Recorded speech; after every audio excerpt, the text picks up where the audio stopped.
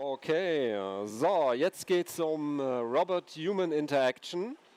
Why robot-human interaction is important for the future of robotics. Und darüber wird Chen, ich hoffe, ich habe das richtig ausgesprochen, Marketing Director bei United Robotics. Yeah, and unfortunately, can you hear me? Unfortunately, I don't speak German, so you're gonna use the either translator or Genau. go by with English. Generell, wenn jemand eine Übersetzung möchte, Headphones sind am Desk verfügbar. Also wir haben Dolmetscher, die alles simultan übersetzen. Also da wird keiner zurückgelassen. Aber dann freue ich mich auf Ihren Vortrag. Stage is yours, bitte. Dankeschön. Guten Morgen, or maybe the only German I know. So good morning, and thank you for joining me today to discuss a topic which is quite important actually for the future of robotics and humankind even. We're gonna discuss, hope it's working. Yeah, it's working. So we're going to talking about the human-robot interaction, and we're going to explore a little bit more the significances of effective interactions between human and robots and the implementations it brings to that advancement of our technology, because eventually the way how we work with robots will shape the future of innovation. So before we begin, I'd like to ask you take a little bit reflection thinking about how robot has been how robot has been already been an important part of our life. So, in the production line, in the warehouse, for inspection maintenance, education, at our home, on your phone, on your car, in your car. So robots has really been playing a very important role of our daily life. But then the question is, okay, it brings the efficiency, the productivity, but then, the technology doesn't, the evolution of technology doesn't happen overnight. So we have witnessed for hundreds of years the first generation of robots, which is happening within the heavy machinery. So the robot, first generation, designed to work independently from human, where the robot's really doing the machinery heavy work. For example, the human cannot do it alone by lifting tons and tons payload and to really release the pain from the human. And then there comes with the second generation, which you know as cobots, or let's say collaborative robots, where we tend to starting to working with robots in a more collaborative way, in a more cooperating way. But within the most of the cases, as you know, it has to be in the very controlled environment. Either you have to change your warehouse to make sure your warehouse it will be adapted to the robot, or the human workers has to train to use or manipulate the robot. This is why with the development of cobots, we started to realize the importance of a human-robot interaction. Here you are three examples. First is the Sawyer robot working in a stationary lab automation environment. And you have the second example right just after, which is interactive robot, which is dedicated for STEM education for kids at home. And then the third one, for sure, you know about paper robot, has been used, for example, in a retirement house to helping elderly person to train their cognitive exercise. So those three examples I selected has one thing in common, which is the external design of the robot.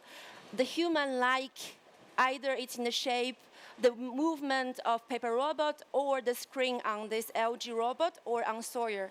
They are trying to have this kind of human expressions. Indeed, the external design, the human expressions is very important. You might know about this on Qian Valley. I might not need to explain quite into deep end, but humans, as we tend to be like an object when it becomes more and more like a human. We tend to be more acceptable, or let's say developing this we find it's more compelling compared to, let's say, its mechanic counterpart. But when you reach to a peak point, this feeling drops because it becomes quite scary, discomfort. You develop this kind of really even fear. And one, let's say, extreme example, you might know Amica, which has been quite a phenomenal in the past 1-2 years with the ChatGPT even integrated on this robot. As you can see, this robot is really like a human, talk like a human, move like a human, even with the facial expression like a human. But then, on contrary, I don't think you really like it. Do you like it? Not myself, because I just feel like it's scary. This is why in the human-robot interaction, the design, the experience, interaction, the appearance of robot is very, very important.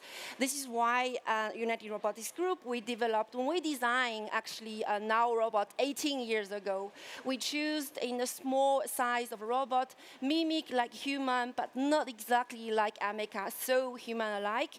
And this is why it develops this kind of, let's say, compassionate and empathetic link between the robot and kids. This is why in the past 15 years, this robot has been quite widely used for autistic children, because it's without judgment. The fluent expressions, interaction between the robot and the kids has been proven effectively helping them to learn, because the robot never gets tired. The robot never expresses like negative emotions. Even the best teacher, educators, they somehow, it can feel tired. And autism kids are very sensitive. They can sense it. So this is why Now robot has been developed, designed in that way. And second robot, which is coming from United Robotics Group, you might know a paper which I showed you earlier. But this is an example, social experiments has been done by a university at Bruxelles in 2017. So they placed the kiosk on the left side and paper robot on the right side, trying to compare how people and shoppers, let's say, just passing by in front of the store, will interact or react to different devices. As you can see, without kiosk, nobody stopped. With a kiosk, from time to time, 1 or 2 persons will stop. But then with paper, as you can see, there is really attractiveness, which you can see in front of the shop. But the thing is, does just an external design of the robot would be enough for human-robot interaction? For sure, no, because we are only seeing examples in social robots. Here we are in the biggest sphere for automation in industrial sectors. The thing is, how can we develop an effective interaction between human and robot? We need to really combine and merge the capabilities of robot from social side and industrial side, which means the strength of them. As you can see, for social robots, the expressions, attractivities are very compelling. From perception and communication is more developed, but on the one hand, on the other side, for industrial robots, the physical interactions, for sure, we know it has been developed for doing that. But then we really need to merge the strength of both sides. And we have a robot, actually, Sawyer is one of our robots as well. It has been used in the hospital environment. We heard from the lab staff, they give names to the robot arm. Can you imagine? Robot arm on the right side, name is Kevin. The robot arm on the left side, it's called, I forgot name, but they give name to them. Because even in the industrial environment, the people who are working with robots, they need this kind of emotional attach. They need to feel like their work has been, not just machine. They need to feel like they are being assisted by robot. So we really need to combine the social and industrial side together for a more effective human and robot interaction.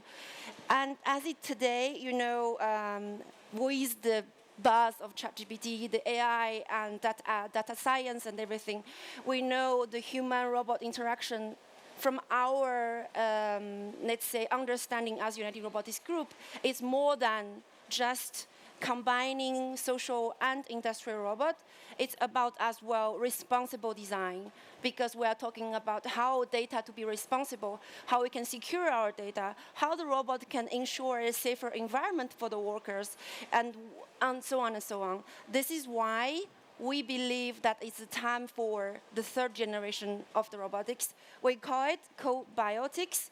We think cobiotics is a new era of robot where it's designed to work hand in hand for people. The for is very important because the robot will not go beyond robot, or not go beyond the human. It is there for the human.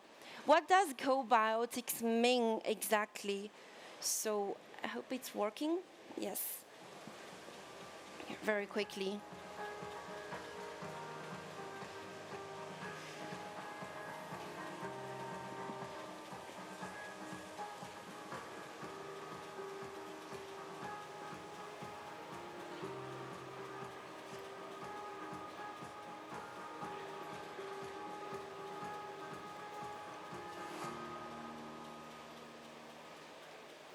As you can see, we added some I within it and X within it.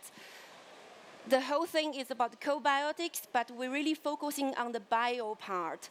The bio is about the human-robot interaction, but go beyond for responsibility, for safety, security, data privacy, and modularity, because we wanted to develop a robot which is responsible for our society from safety, security, but sustainability point of view. This is why we have introduced our two new cobiotic solution. First, it's called U-Mobile Lab, which is a robot assistant for laboratory automation in partnership with Siemens Healthineers. We are a German company. And then this robot is not only because it's like working in the laboratory environment. We developed the robot to be so easy to use for the lab staff, so they don't need to know coding, and the robot adapts to the environment dynamically, so you don't really learn how to. You don't need to change your workflow. The robot goes to adapt into your workflow. And then for sure, the experience, the expressions of the robot is quite important as well in this example. Another example is another robot called Plateau, which is designed in Paris, made in France, and sourced in Europe. This robot, 68% of the value is sourced in Europe, 48% in France. And this is the first, actually, robot in public life environment certified with industrial safety standard, which is really matched to the safety requirement we put into our cobiotics criteria. And this robot, with anyone, service staff, either in a hospital or in a restaurant, in a hotel, without any programming skills, they can put the robot into their place, mapping the robot like you're doing with a vacuum robot. Within 30 minutes, they can use it. So really fits into the criteria. It's not only about the human-robot interaction into the external design, the expressive interaction point of view, but it dynamically fits into human environment. I just want to emphasize this point. Is like I used the quote from Harvard Business Review. I think it's very important, and it's quite correct. So the main goal of the human-robot interaction is to provide robots with all of the skills they need to interact with humans. As robots starting becoming more and more commonplace in our society, humans should not be forced to learn new communication methods of interacting with robots. Instead, the robots will adjust to humans and will just as intuitive as another human being. So ultimately, I think this should be the goal of the real human-robot interaction. For sure, you should add the safety, security, sustainability on top of it. With let's say, new definition of the human-robot interaction, let the robot handle repetitive tasks, so we will have more time, make the work easier for the people working either in the social environment or in the industrial environment. We keep them safer, and then we keep things human, so they will have more time to dealing with the tasks with more value and with more human-to-human interactions. This is how, within United Robotics Group, we believe empowering humanity with intuitive and responsible robotics. And any questions? Thank you.